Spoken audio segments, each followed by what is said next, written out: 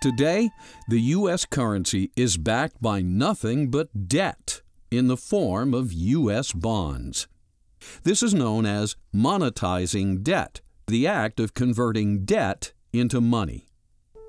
Debt causes inflation because the Federal Reserve System facilitates the conversion of government bonds, government IOUs, into Federal Reserve notes, what we use as a currency.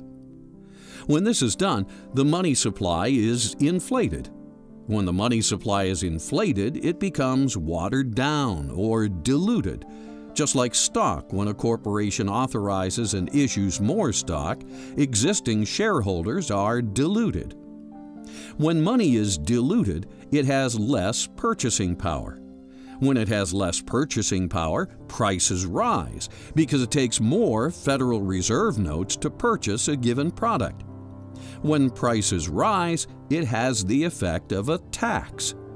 Inflation is therefore a hidden tax. If you can delay the payment and hide the payment, that is, borrow money or print money, those who really pay the price are hard to find. They're usually the poor people in the middle class. So it's a very specific plan to have a central bank to destroy money. It's been done for thousands of years. They used to dilute the metals or clip the coins, or even in the old days they tried printing money. Today we do it with a computer. Thus, corporate fascism uses debt, which generates the hidden tax of inflation, and cultural Marxism uses endless taxes to fund its socialist operations and expansion. Unfortunately, the constitutional republic envisioned by the founders is being undermined by both cultural Marxism and corporate fascism. And to blame our problems exclusively on either the left or the right, liberals or conservatives, Democrats or Republicans, is foolish. Again, both cultural Marxism and corporate fascism are undermining the U.S. Constitution and destroying the republic envisioned by the founders.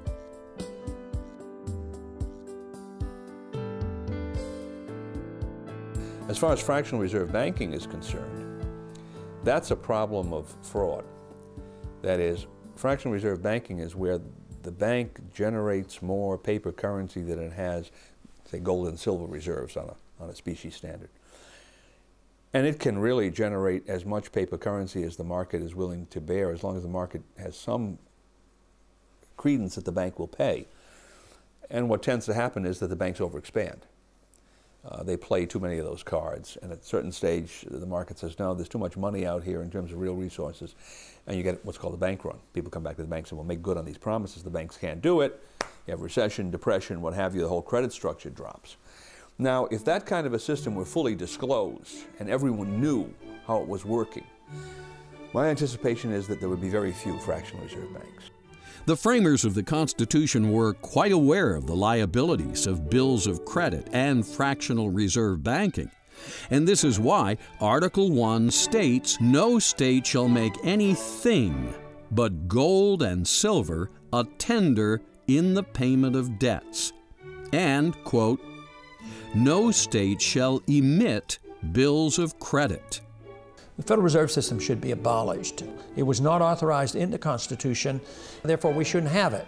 But I take a sort of a moderate approach to doing it because there's a lot of people who depend on the system today, and I wouldn't close it down in one day, but I would legalize competition, allow gold and silver to circulate as money, take taxes off gold and silver so you didn't have to pay sales taxes or capital gains taxes, and let the people transition over to gold and silver. Because in 1976 we weren't even allowed to own gold.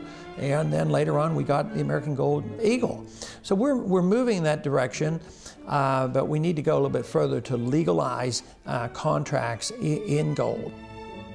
The real culprit is the ability of the Fed to monetize debt. Members of Congress spend money for war and welfare. They can't borrow enough and they can't tax enough, so they literally create treasury bills out of thin air, and then the Federal Reserve creates money out of thin air and buys the treasury bills, and that has to eventually destroy the value of the dollar.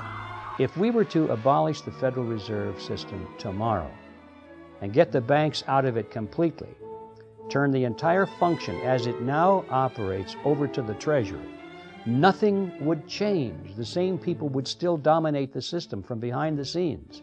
So this question of ownership receives too much attention, because where that idea goes is that, well, if we can just find out who owns these banks, and if we don't like who they are, then we can support a move to abolish the Federal Reserve and turn that system over to the Treasury, exactly as it's now operating. So the focus should not be on who owns the banks, but on what the banks are doing.